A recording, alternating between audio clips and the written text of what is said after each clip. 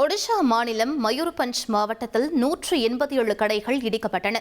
கப்திபடா பகுதி புதிய நகராட்சி பகுதியாக அறிவிக்கப்பட்டதைத் தொடர்ந்து இந்த நடவடிக்கை மேற்கொள்ளப்பட்டுள்ளது. நகர வளர்ச்சி மற்றும் உட்கட்டமைப்பு மேம்பாட்டிற்காக இந்த நடவடிக்கை எடுக்கப்பட்டதாக அதிகாரிகள் கூறினர். மேலும் சட்ட விதிமுறைகளின்படி திட்டமிட்டு மேற்கொள்ளப்பட்ட இந்த நடவடிக்கையின் போது பொதுமக்கள் பாதுகாப்பு மற்றும் போக்குவரத்து ஒழுங்கு உறுதி செய்யப்பட்டதாக மாவட்ட நிர்வாகம் தெரிவித்துள்ளது. தெலங்கானா மாநிலம் ஹைதராபாத்தில் விமானத்துறை கண்காட்சியில் இடம்பெற்ற ட்ரோன் ஷோ அனைவரையும் கவர்ந்தது. விங்ஸ் இந்தியா 2026 என்ற தலைப்பில் விமானத்துறை கண்காட்சி நடைபெற்று வருகிறது. இதில் இந்தியாவின் தொழில்நுட்பத்தை வெளிப்படுத்தும் வகையில் கண்கவர் ட்ரோன் காட்சி நடத்தப்பட்டது. இந்நிகழ்வு இந்திய விமானத்துறையின் வளர்ச்சியையும் நவீன தொழில்நுட்ப திறனையும் எடுத்துக்காட்டும் வகையில் அமைந்தது.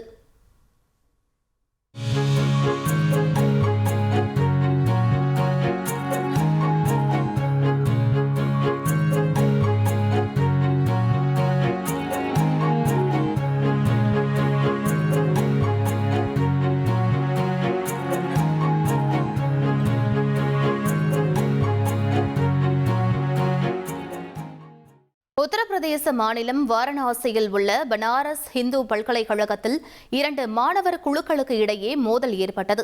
இரு தரப்பும் கற்களை வீசி தாக்கிக் கொண்டதால் கல்லூரி வளாகத்தில் பதற்றம் ஏற்பட்டது. நிலைமையை கட்டுப்படுத்த பல்கலைக்கழக வளாகத்தில் பலத்த காவல்துறை பாதுகாப்பு போடப்பட்டுள்ளது.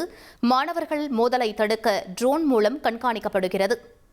கடந்த 4 ஆண்டுகளில் இல்லாத அளவிற்கு ஆப்பிள் நிறுவனத்தின் ஐபோன் விற்பனை அதிகரித்துள்ளது. ப்ரோ மாடல்களுக்கு வலுவான தேவை மற்றும் செயற்கை நுண்ணறிவு அம்சங்களை கொண்ட புதிய தயாரிப்புகள் இதற்கு முக்கிய காரணமாக கூறப்படுகின்றன.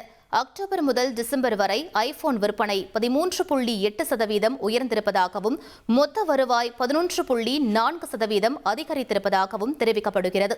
இதன் மூலம் வருவாய் $138 பில்லியன் எட்டி இருக்கலாம் என எதிர்பார்க்கப்படுகிறது.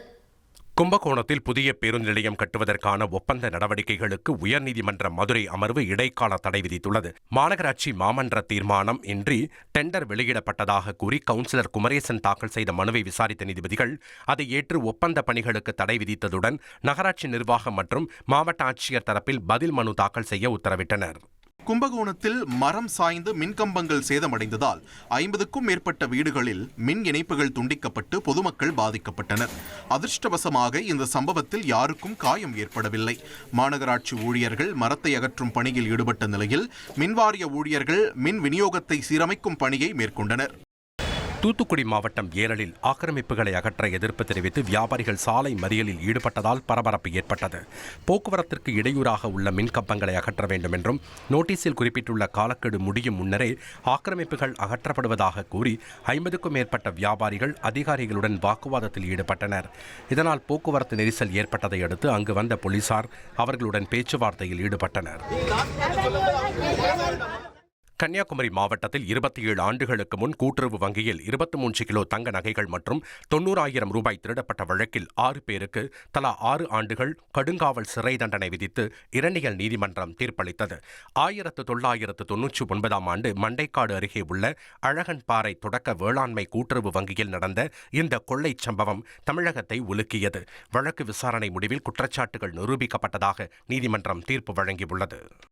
புதுக்கோட்டை மாவட்டம் கருங்குழிக்காடு கிராமத்தில் புதிதாக கட்டப்பட்ட பள்ளிவாசல் திறப்பு விழாவுக்கு இந்துக்கள் சீர் சுமந்து சென்று மத நல்லிணக்கத்தை வெளிப்படுத்தினர்.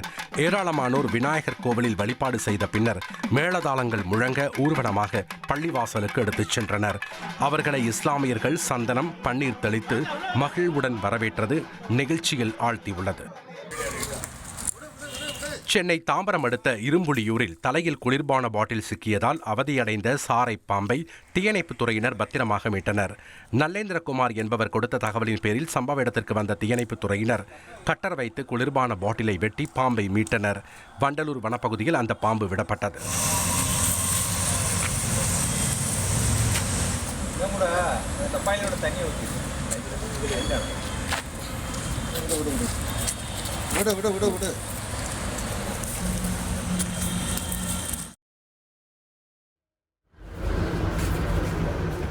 கோவை அன்னூர் அருகே தனியார் நூற்பாலையில் உரிய ஆவணங்களின்றி சட்டவிரோதமாக தங்கி வேலை பார்த்து வந்த வங்கதேசத்தைச் சேர்ந்த 11 பேரை போலீசார் கைது செய்தனர்.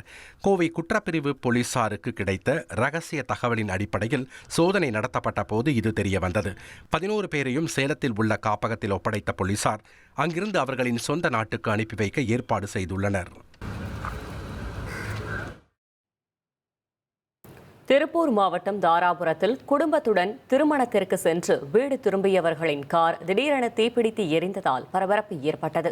கோவையைச் சேர்ந்த வெற்றி மற்றும் சேகர் தங்களது குடும்பத்தினரான 6 பேருடன் புதுக்கோட்டையில் உள்ள உறவினரின் திருமணத்திற்கு சென்று வீடு திரும்பிய போது காரில் சத்தம் கேட்டு ஓட்டுநர் காரை சாலையிலேயே நிறுத்தியதாக தெரிகிறது. சிறிது நேரத்தில் கார் தீப்பிடித்து எரிந்து தீயணைப்புத் துறையினர் வருவதற்கு முன்பே முற்றிலும் சேதமடைந்தது. குடியரசு தின விழா கொண்டாட்டத்தின் நிறைவாக ஜம்மு காஷ்மீரில் பீட்டிங் ரீட்ரீட் நிகழ்வு நடைபெற்றது. இதில் ஆயுதப்படைகளின் இசைக்குழுக்கள் பாரம்பரிய இசை வாசித்து அசத்தினர்.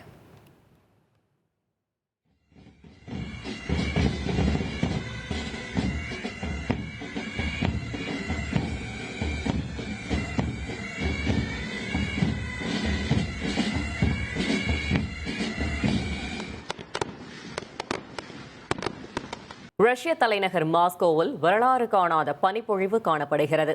ஒரே நாளில் 14 மில்லிமீட்டருக்கும் அதிகமான பனி படர்ந்து 1977ஆம் ஆண்டு பதிவு செய்யப்பட்ட சாதனையை முறியடித்தது.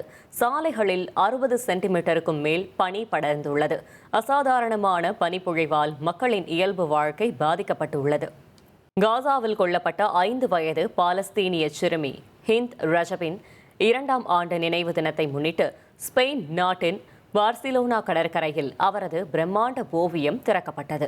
இந்த நிகழ்வில் நூற்றுக்கணக்கானோர் பங்கேற்று காசா குழந்தைகளின் அவல நிலை குறித்து உலக நாடுகள் கவனம் செலுத்த வேண்டும் என கோரிக்கை வைத்தனர். அப்போது சிறுமியின் தாய் ஹிந்த் ரஜபின் காசாவின் அனைத்து குழந்தைகளையும் பிரதிநிதித்துவப்படுத்துவார் என்று உருக்கமாக தெரிவித்தார். எகிப்து நாட்டின் அலெக்சாண்ட்ரியாவில் வரலாற்று சிறப்புமிக்க ராமல் டிராம் சேவை விரைவில் மூடப்பட உள்ளது. அடுத்த வாரம் தொடங்கும் சீரமைப்பு பணிகள் 14 கிலோமீட்டர் நீளமுள்ள பாதையில் பழைய டிராம்களை புதிய இலகு ரக ரயில்களாக மாற்றப்பட உள்ளன. சில பயணிகள் இந்த திட்டத்தை வரவேற்றாலும் மற்றவர்கள் நெரிசல், டிக்கெட் விலை உயர்வு போன்றவற்றால் கவலை தெரிவித்துள்ளனர். இலகு ரக ரயில் கட்டுமான பணிகள் நடைபெறும் வரை மாற்று பேருந்துகள் இயக்கப்படுவதாக அதிகாரிகள் தெரிவித்துள்ளனர். வெனிசுலா எதிர்க்கட்சி தலைவர் மரியா கொரினா மச்சாடோ அமெரிக்க செனட் ஜனநாயக கட்சி தலைவர் சக் ஷூமரை வாஷிங்டனில் சந்தித்தார். மதுரோவிற்கு எதிராக சர்வதேச ஆதரவை திரட்டும் முயற்சியின் ஒரு பகுதியாக இந்த சந்திப்பு நடைபெற்றது. இதற்கு முன் மச்சாடோ அமெரிக்க செனட்டர் மார்க்கோ ரூபியோவை சந்தித்ததுடன் ஜனவரி 15ஆம் தேதி அமெரிக்க அதிபர் டொனால்டு டிரம்பையும் சந்தித்திருந்தார். வெனிசுலாவின் எதிர்கால அரசியல் சூழலில் மச்சாடோவிற்கு பங்கு வழங்குவது குறித்து பரிசீலித்து வருவதாக ட்ரம்ப் தெரிவித்துள்ளது குறிப்பிடத்தக்கது. பிரான்ஸ் தலைநகர் பாரிஸில் கண்கவர் ஃபேஷன் ஷோ நிகழ்ச்சி நடைபெற்றது. வியட்நாம் ஆடை வடிவமைப்பாளர் உருவாக்கிய மெல்லிய தங்க எம்ப்ராய்டரி, இலை வடிவ அலங்காரம் மற்றும் பளபளப்பான ஆடைகளை அணிந்து பெண்கள் அணிவகுத்து சென்றனர். மேற்கு கரையில் சமையல் எரிவாயு தட்டுப்பாடு ஏற்பட்டுள்ளதால் பாலஸ்தீன மக்கள் எரிவாயு பெறுவதற்காக நீண்ட வரிசைகளில் காத்திருக்கின்றனர். அத்தியாவசிய தேவையான சமையல் எரிவாயு கிடைக்காததால் அன்றாட வாழ்க்கை கடுமையாக பாதிக்கப்பட்டுள்ளதாக ஹெப்ரான் பகுதி பொதுமக்கள் தெரிவிக்கின்றனர். இந்த நிலை அப்பகுதியில் தொடரும் மனிதாபிமான நெருக்கடியை மேலும் தீவிரப்படுத்தியுள்ளது.